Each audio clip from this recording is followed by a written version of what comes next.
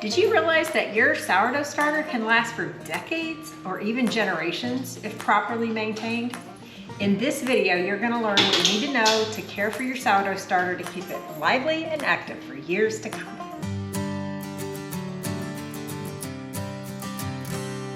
Hello and welcome back to Nonsense Farm.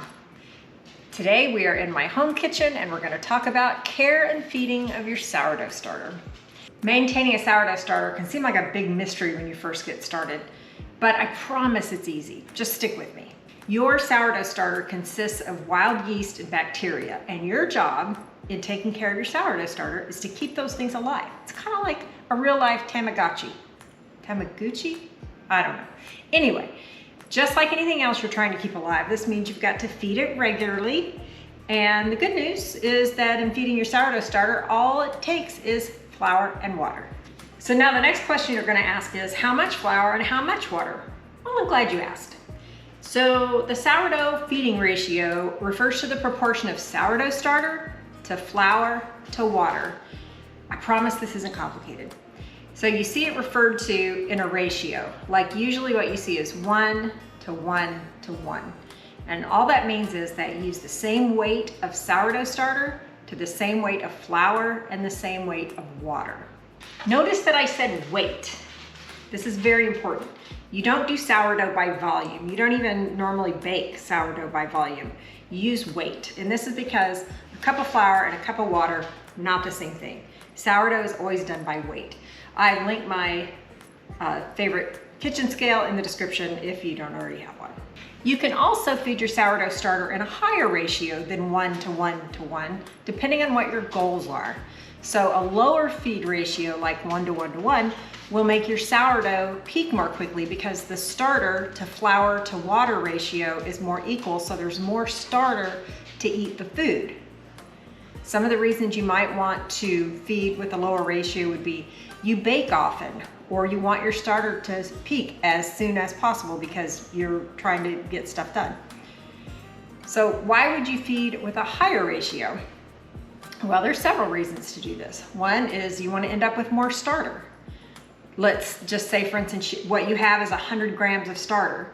So if you're going to feed 1 to 1 to 1, you would go 100 grams of starter, 100 grams of water, 100 grams of flour. Well, I said that backwards, but anyway. So then you would end up with 300 grams of starter. But let's say you had that same 100 grams of starter and say you want to feed with 155, you would do 100 grams of starter, 500 grams of flour, and 500 grams of water. Now that would be a huge feed, and I hope you have a great big jar for that, but you get the idea. It's going to take longer for that same amount of starter to eat that much more food than it would be if you fed it less. So if you want to take longer between feedings, you want to end up with more starter, or if you want to correct an acidic starter, sometimes your starter can start to smell like, say, nail polish remover rather than good yeasty sourdough starter. A very high ratio feed will help to correct that, like say 1, 10, 10. Also, what you feed isn't the only variable into how fast your starter will peak. Also the temperature, say the temperature in your house, also the temperature of the water, the original temperature of the starter.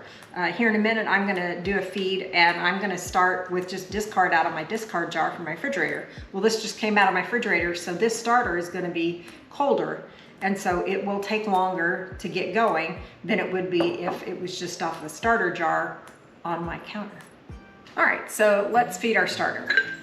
In this case, I'm going to start out with an empty wet jar, just because I have this other jar started going, but I just pulled it out of the refrigerator, so it hasn't peaked yet, so I'm just going to leave it alone. Normally, the basic baker wouldn't have several jars of starter dancing around, but for the purposes of making this video, I've got a lot going on. All right, so we're going to start at the scale. Make sure it's on grams.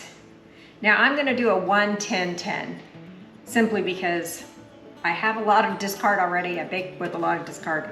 I don't need more. So just to illustrate this purpose, I'm going to do 1, 10, 10. So we're just going to put a little bit of discard in here. All right, that's 20 grams. So we're going to put 200 grams of water. Again, I always keep a a thing of filtered water on my counter just to make sure it's room temperature and whatnot. Come on, 200. There we go. And now 200 grams of flour. Again, the flour that I use is the Kirkland's, just regular organic all-purpose flour. And that's what I'll use to feed my starter. So we had 20 grams of starter, we had 200 grams of water, and 200 grams of flour. I've had people ask me, which do you do first, the flour or the water? I don't know if it matters. I've done both. You just dump them all in and mix it up. Again, here at Nonsense Farm, we do things easy and we don't get fussy about things.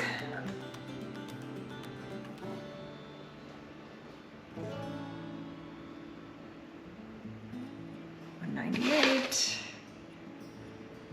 200, there we go. All right, now, I have this tool here, it's called a spurtle. Isn't that a fun word?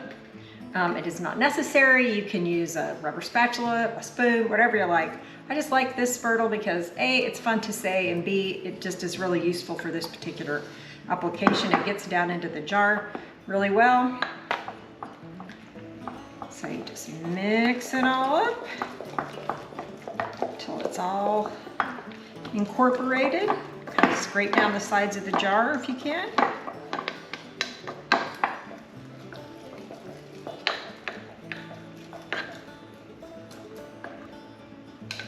And there you go. So you have a fed starter.